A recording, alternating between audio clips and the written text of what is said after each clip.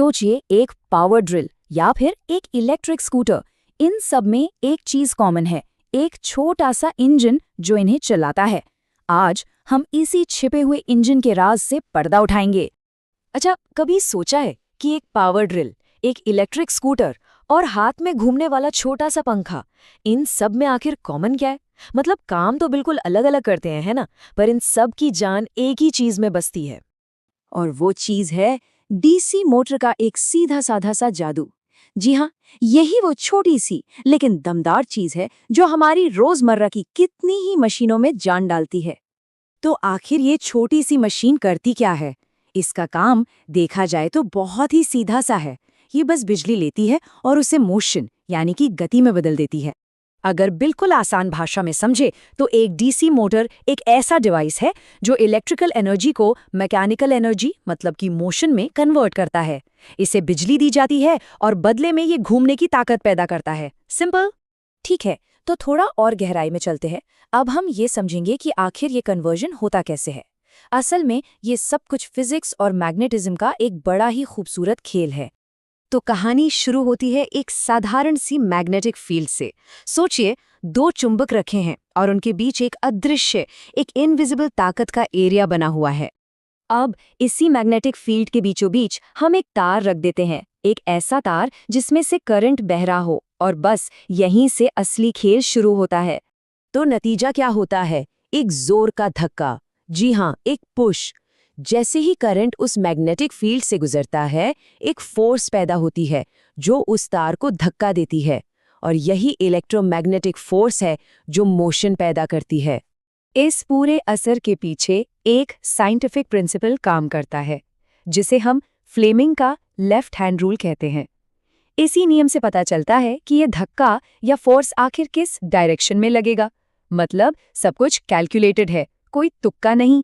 चलिए, अब जरा मोटर को खोलकर देखते हैं। मिलते हैं उन खास हिस्सों से जो इस मैग्नेटिक पुश को एक काम की चीज, मतलब लगातार घूमने वाली गति में बदल देते हैं। तो सबसे पहले आता है आर्मेचर। इसे मोटर का घूमता हुआ दिल भी कह सकते हैं।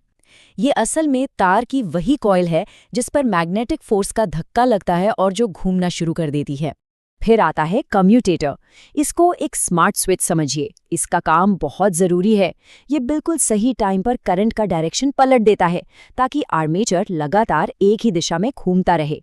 अगर ये ना हो तो मोटर बस अपनी जगह पर आगे पीछे हिलती रह जाएगी, घूमेगी नहीं। और आखिर में है ब्रशेस। ये हैं मैसेंजर्स। ये कार्बन या कॉपर के कॉन्टैक्ट्स होते हैं जो पावर सोर्स से बिजली लेकर घूमते हुए कम्यूटेटर तक पहुंचाते हैं। समझ लीजिए कि ये एक पुल का काम करते हैं जो बिजली को उसकी मंजिल तक ले जाता है। अच्छा, एक मिनट, एक सवाल मन में आता है।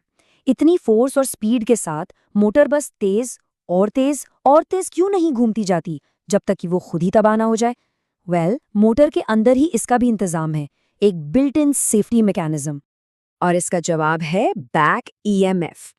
देखिए, होता क्या है कि जैसे जैसे मोटर घूमती है वो खुद एक छोटे से जनरेटर की तरह भी काम करने लगती है, और ये एक उल्टा वोल्टेज बनाती है जो मेन पावर सप्लाई को अपोज करता है, उसका विरोध करता है।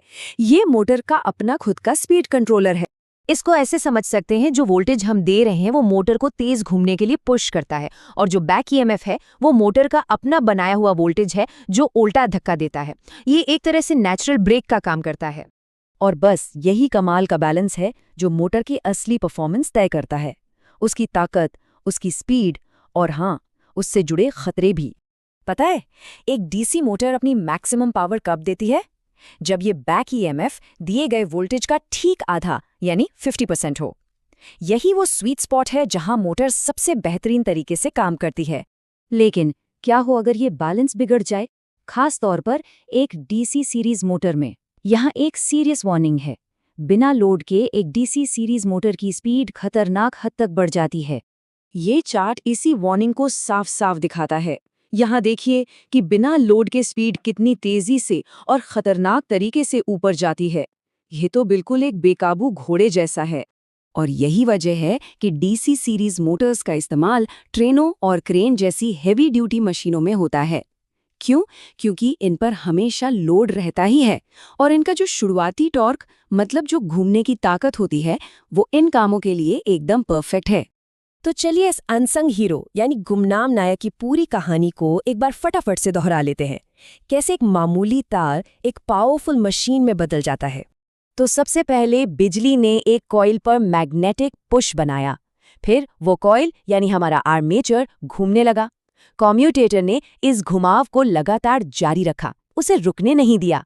इसके बाद बैक ईएमएफ ने स्पीड को कंट्रोल में रखा ताकि सब कुछ काबू से बाहर ना हो। और आखिर में हमें मिली एक कंट्रोल्ड मैकेनिकल मोशन जिसे हम अपने काम में इस्तेमाल करते हैं।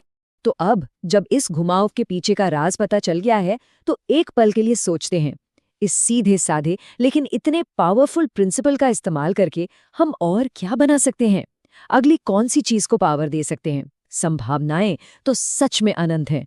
क्या पता अगली बड़ी खोज किसी के गैराज से ही शुरू हो।